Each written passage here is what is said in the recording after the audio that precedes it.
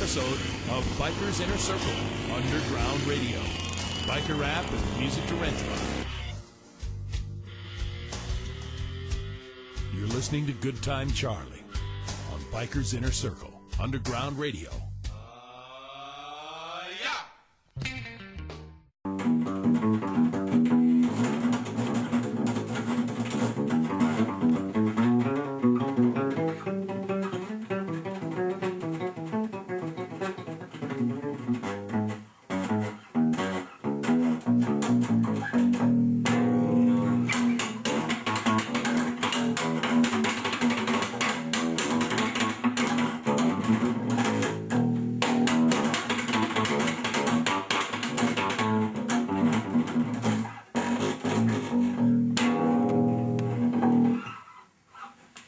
My name's Dave, and I'm just 3, 2, 1.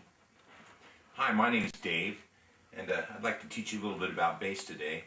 I'm going to assume at first that you don't know anything about bass, and I'd like to give you as much information as I can in about 10 minutes to maybe take you from not knowing anything to actually being able to go to a blues jam or play in a band or even play professionally.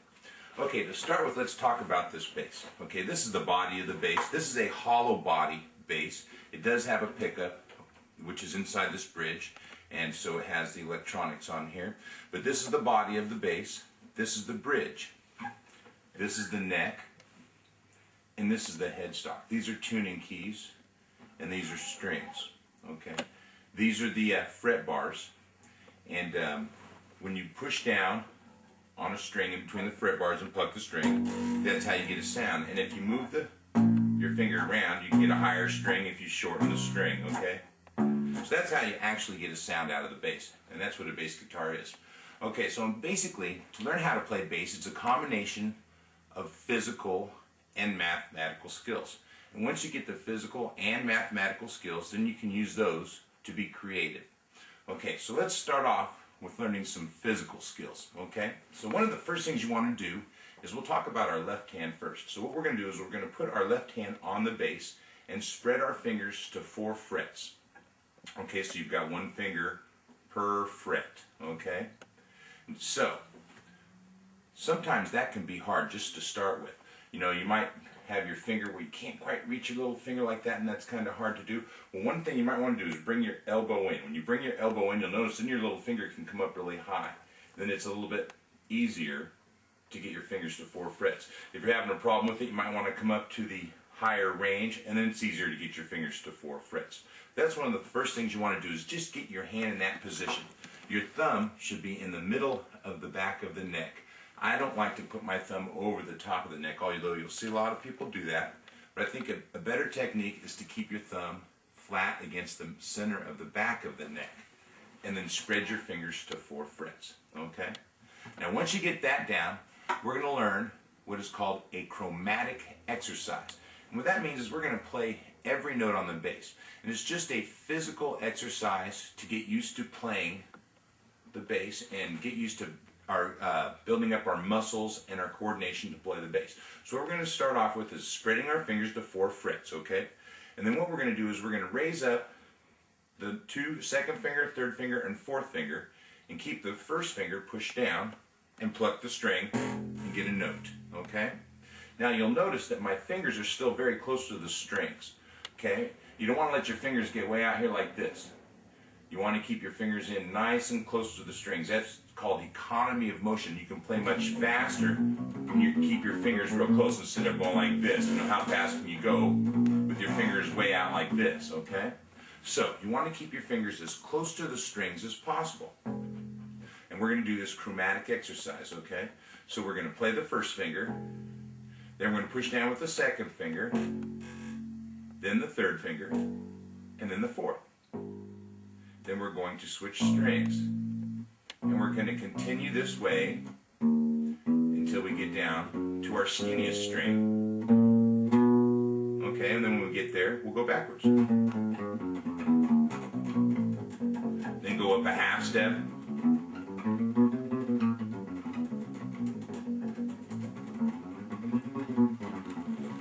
And work your way all the way up to maybe the 12th fret. Okay? And so that is called the chromatic exercise. Now you want to play slowly to start with. Speed comes from practicing slowly with good technique, okay? So, like if you get to playing and your fingers come way out here, that's okay. Just get them back in the position, play the note again, and try and keep your fingers in the position, and then go to the next string. It doesn't matter how slowly you start. Speed will come without even trying, okay? So now, once you get that down, we're going to do what is called a major scale exercise. Now this is a very cool exercise. What we're going to do is we're going to start with our second finger, keep our fingers spread to the 4 frets, okay? We're going to push down with our second finger, then our fourth. Go to the next string, keeping your hands over the same frets, your fingers over the same frets, and then you push down with your first finger, second, then fourth, then first, third, fourth. That is a major scale exercise, and it's a very cool exercise because you can go anywhere on the bass and do that pattern, and you've got a major scale. And whatever note you start on is going to be the name of that scale. Like right here, this is a G note, so if I do the pattern starting on the G, I'm playing a G scale. Okay, so now let's talk about the notes a little bit. In music, there are 7 notes: A, B, C, D, E, F, and G. There are no H notes. After the G goes back to A. Now there are what are called accidentals. There's some in-between notes. A, then A sharp, then B, and then B goes right to C, which is called a natural half step, and then from C to D, there's a note in between there, and there's a D sharp, and I'll show you what I mean. So, the names of these strings are E, A, D, and G, going from the largest to the smallest, okay? Which means if I play this note without pushing down, it's going to play an E, okay? Now, if I push down on the first fret, it's going to play an F. The next one is an F sharp, the next one is a G, the next one is a G sharp, then an A. Okay, there's no H. Then it goes to A sharp, then B, then C, C sharp, D, D sharp, E, and then you're at your octave. See, if you play this note open, open means without pushing down on a string, and then you push on the 12th fret, you notice it's the same note. It's just one is lower and one is higher. That's called an octave, okay? So, and that's called the name that note exercise. So you want to do is just, okay. So now if we go to our E string, we'll start and play it open. And we play our F, so it goes right to the F. There's no accidentals between that because from E to F is a natural half step. It goes right to E to F. You just have to trust me on that. It's kind of hard to explain, but it just does that. But then the next note is an F sharp or a G flat, which is the same note. If you are on a piano and all the white keys are the natural notes and the black keys are the accidentals, or the G sharp and F sharp, that would be like a black key on the piano. Then the next one would be the G, and the next one would be the G sharp, another accidental, a black key. The next one would be an A. The next one would be an A sharp or a B flat. It's the same note depending on what scale you're in, what you're going to call it. The next one is a B, and then the next one is a C. So between E and F and B and C, they're called a natural half step. There's no accidentals between them, but the rest there are. So then there's a C sharp or a D flat, which is the same note. Then you go to the D sharp or E flat, and then the E. Okay, and that's the name that note exercise. And you should do that with every string. Get used to all the notes. It goes A sharp, B, C, C sharp, D, D sharp, E, F, F sharp, G, G sharp, A. So, if you're starting with your A string, you would go A sharp, B, C, C sharp, D, D sharp, E, F, F sharp, G, G sharp, A. Do the same thing with your D. D sharp, E, F, F sharp, G, G sharp, A, and such, you know, A sharp, B, C, C sharp, D, and you do the same thing with all the strings. And that's a really good exercise to get used to where the notes are on your bass. Another one is to go by each fret. Just go straight down the frets. Go like F, B flat, E flat, A flat, F sharp, B, E, A, G, C, F, B flat, A flat, D flat, G flat, B, A, D, G, C, B flat, E flat, A flat, D flat, B, E, A, D. This one is this would be C, F, B flat, E flat, C sharp, F sharp, B, E. Then you're here to the D, the G, C, F, D sharp, G sharp, C sharp, F sharp, and then here you've got the E, A, D, G, just like your E, A, D, G, your octave. And that's how you get used to all the notes on your bass. I learned that from Jaco Pastorius one time, a great bass player. You want to look him up on YouTube. And his dad was a musician or something, and he said, learn every note on your instrument, what it's called and where it is. And that's a good exercise. Okay, so now you know a chromatic exercise and a major scale. Well, let's talk a little bit more about the major scale, because the major scale is what all music is based out of. Okay, so let's let's take the guitar. Say you want to play a G. Well, all the notes are actually in the major scale. You got a G major scale here, right? Now let's put some numbers on the notes. If you went G, A, B, C, D, E, F sharp, G, you could also go 1, 2, 3, 4, 5, 6, 7, 1. And the cool thing about the number system is you can go to any key. Like if you move up here to the A, you can still go A, B, C sharp, D, E, F sharp, G sharp, A, once you know all the notes, or you can just go 1, 2, 3, 4, 5, 6, 7, 1, which is very cool. The number system is a great system. We'll talk more about that. So, now let's say we're going to play a G chord. What are all the notes in the G? You've got the G note, then you've got the third note of the scale, the third degree, the 1, 2, 3, which is the B. Let's see, what note is that? That's a D. Or the fifth note, 1, 2, 3, 4, 5. The fifth note of this chord, 1, 2, 3. Then you've got another G, another B, another G. So you're actually only playing the 1, the 3, and the 5 are the only notes being played in a whole chord. So if you're going to play like a minor, actually all you're doing is flatting the 3, and that's a minor. If you're going to play a 7, you're putting a dominant 7 or a flat 7 in. So just understanding the major scale is how you know all about music. Now to apply that to bass guitar, so you want to learn more about bass guitar, and people are going to be playing chords on the guitar, and you want to outline the chords. So they're going to be playing a G, and if you don't want to just pump on the one note, which is something you can do, you might want to add some notes to the chord. And to know how to do it, you know that you want to put a 1, a 3, and a 5. The 1, 3, and 5 are how you build a triad around the G chord. Okay? So, that all comes from the major scale and understanding the major scale. A lot of people wonder why I learn all the scales and all the different patterns, but the more you know, the more that you will apply it. Like if you want to solo on bass, the more scales you know, the more it'll eventually just come out in what you're doing.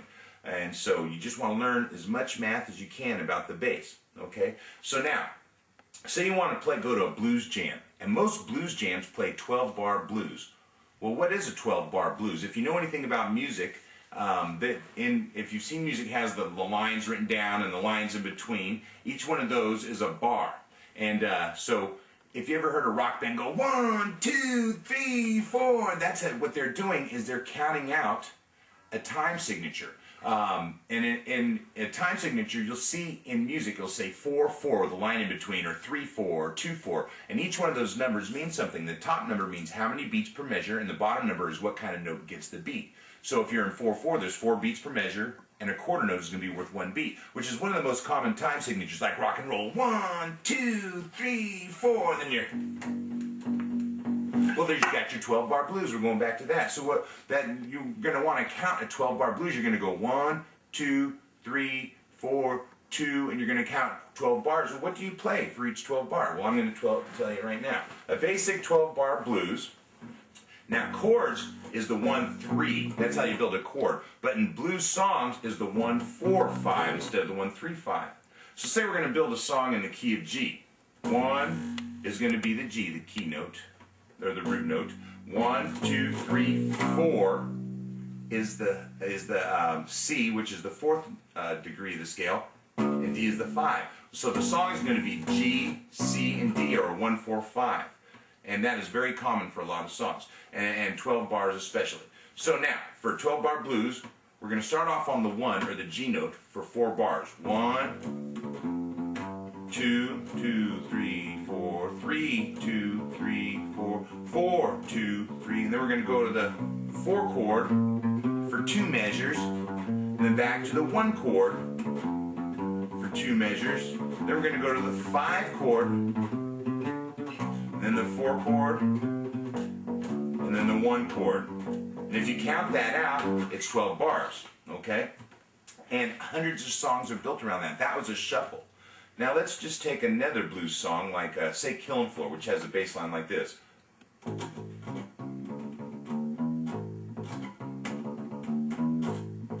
Now, we're going to do a 12 bar with it, okay? So we're going to go 1, 2, second bar, 3, 2, 3, 4, 4.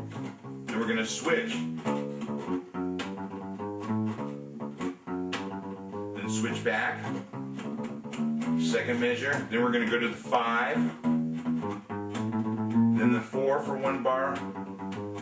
Then the 1 for 2 bars. Then we start it over, okay? And hundreds of songs have, all they do is might have a different bass line, but they stay on the 1 for 4 bars, then they go to the 4 for 2 bars, then they go to the 1 for 2 bars, the 5 for 1 bar, the 4 for 1 bar, and then the 1 for 2 bars. And that is a 12-bar blues. And so you want to listen to as much blues as you can, and once you understand it, you can start getting your repertoire. And blues is a great genre of music because most towns have blues jams, and when you get to a level when you want to go play with someone, you can just find out where your local blues jam is and grab your bass and go down there and sit in with them. It's a real cool exercise that I made up that's just based around a G major scale. I like to call it going around the world. Or start off real slow and speed up.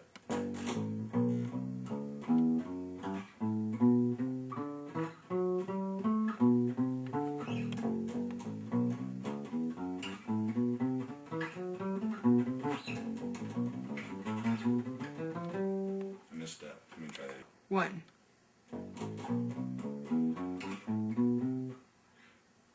3, Go ahead and keep 2, going. 1.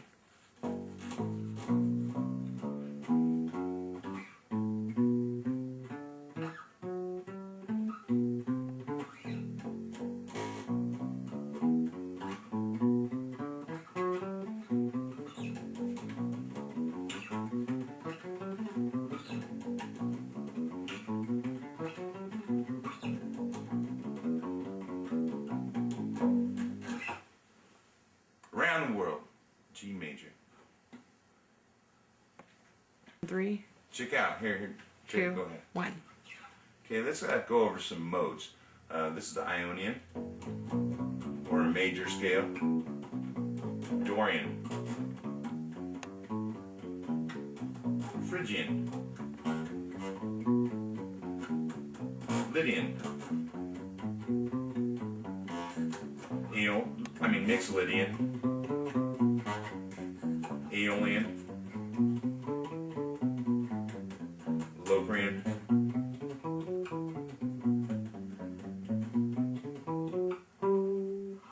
Some modes for you. Thank you very much. That's the end of session 1. My name's Dave Channell, and session 2 is soon to come.